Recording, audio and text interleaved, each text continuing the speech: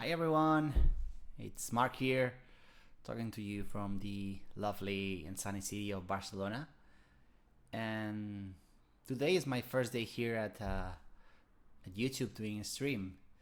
And it's a very quite important day to me because I wanna talk to you a bit about a project that I've just started now.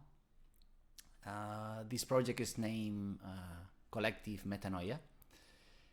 And what I would like to do today is to talk a bit about the vision that I had when I decided to create this project.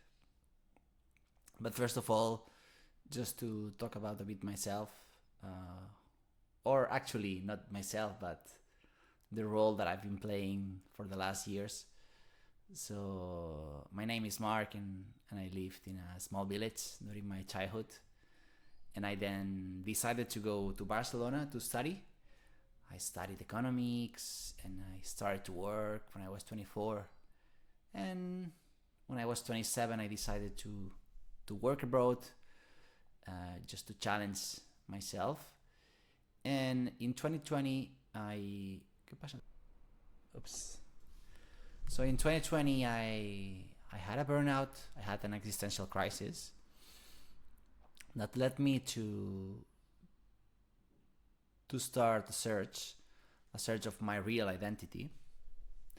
And somehow in 2020 I came across with a guy named Antonio Jorge here in Spain, and he teaches to me the wonderful practice of non-dual meditation, but also presented to me a view of the life that I was looking for my whole life without knowing this. And 3 years after, I'm starting this project because I have come across with such practices that created me a long-lasting happiness and being in love with life and being connected with this unity. So this is a bit the origin of this project. But today, in order to talk about this project, I want to talk to you about the vision that I had, and that's something that keeps me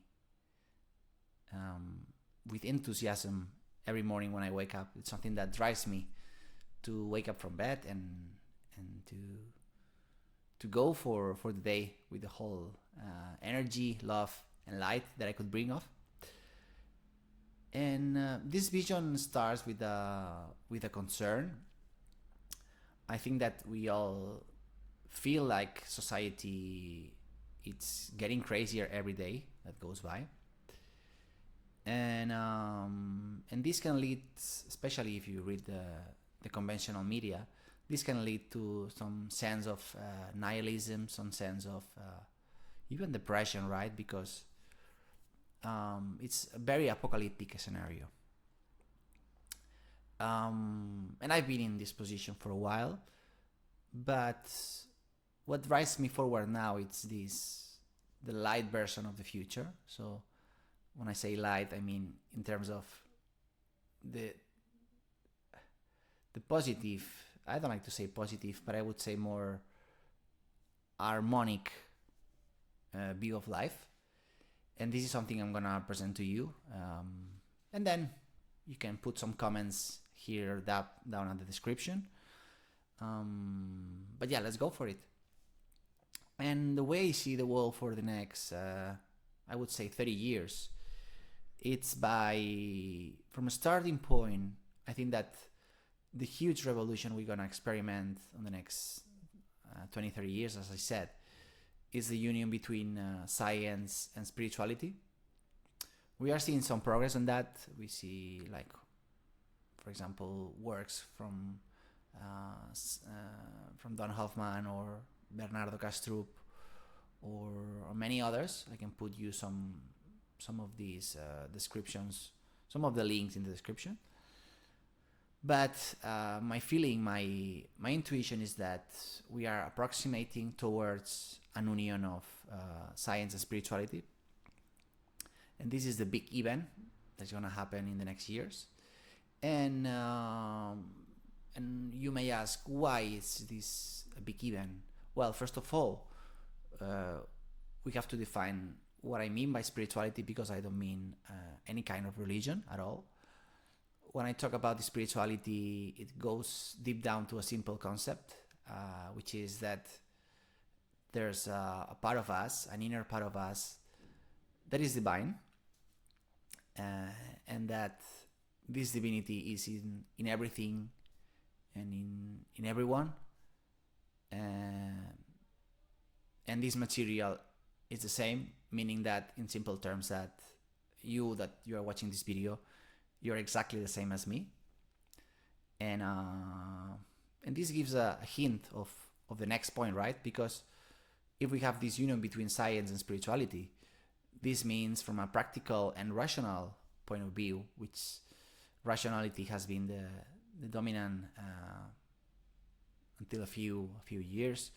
So it comes to the point in which, by a rational means, we are able to demonstrate that we are made of the same material, that you are the same as me.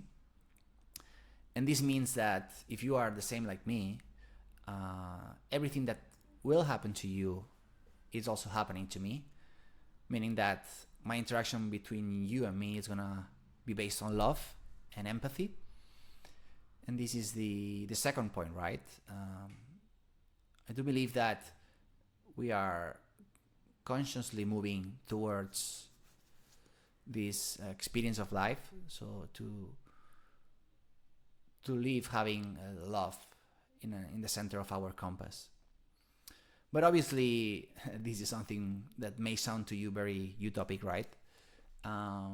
You believe that this is something which is not possible, because every now and then we experience even more and more division in politics, and you have an alarming growing number of wars, and also at a very personal level, not at macro level, but a micro level, we are feeling that people are getting more individualistic, more nihilistic, more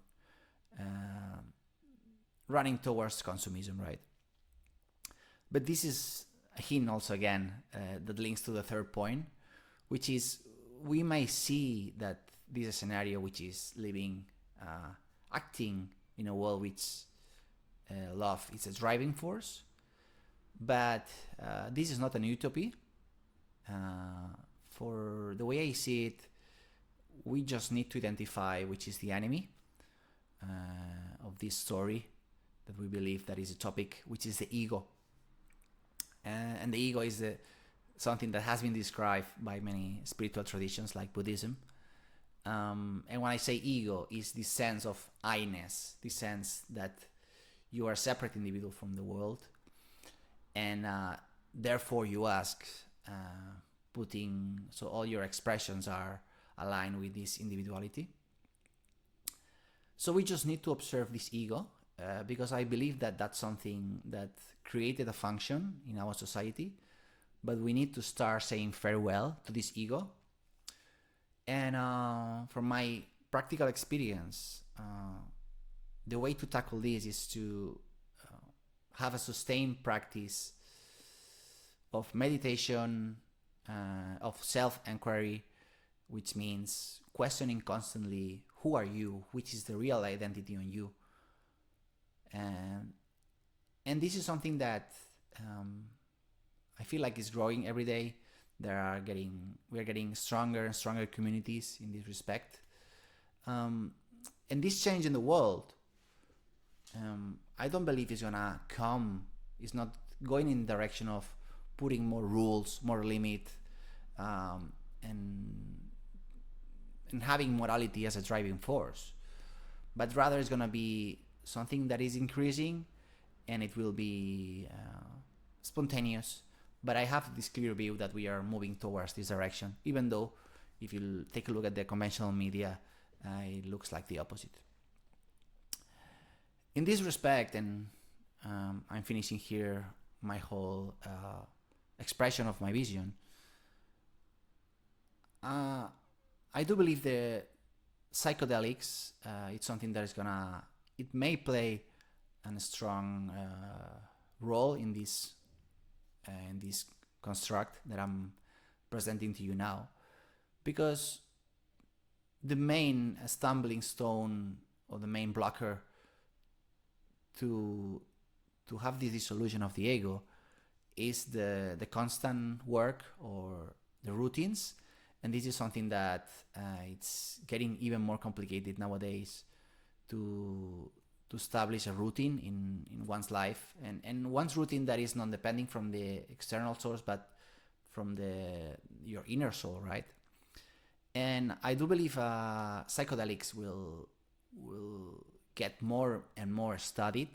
We are starting to see a number of publications of the link between psychedelics, the dissolution of the ego, and the subsequent benefits that this could provide to the society, because we will have more happy people, more intelligent, more compassion, and people acting with love, and this move towards this idea that I show you.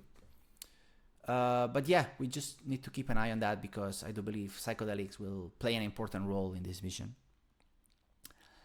And lastly, I'm going to talk about, if we move towards this direction of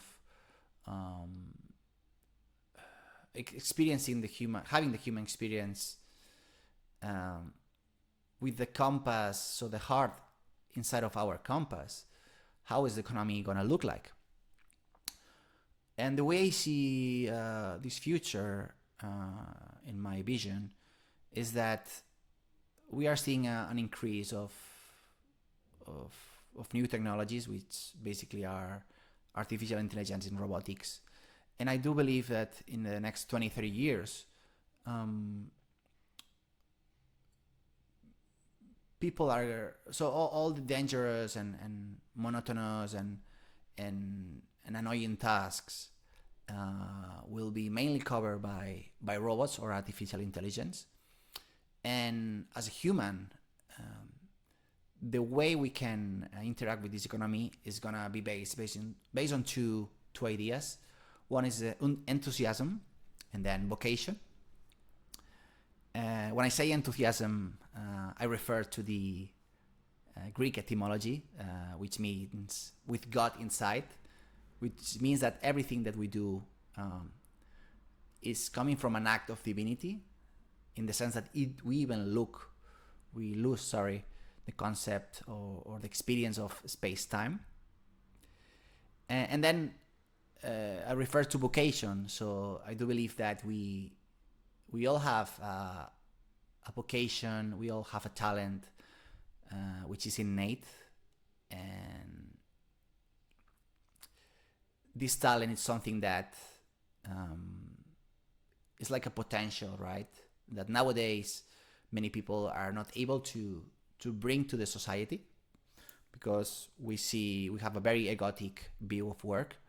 But in this possible future, we could see that people are getting more closer to this vocation, and obviously there are going to be tasks which people will not do due to vocation. And then here's where enthusiasm come to place, because I believe this is an important role in this economy of enthusiasm and vocation. Because we all have been, for example, to a cafeteria, and we have find this waitress or waiter that has treated us so well, that has improved our day, right? We can be waiters, or can be people attending to you in the supermarket.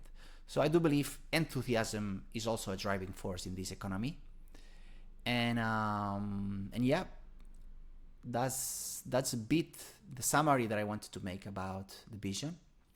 So in the project that I have in mind, in Collective Metanoia, we do want to play a role in this vision. So we have a mission that we want to accomplish. That's something that drives me, as I tell you every morning. And in the upcoming days, we're going to provide you with some more details about this. But so far, if you're interested to know more about the project, you can follow my social media here. But for now, thank you so much for listening, and wishing you a nice weekend.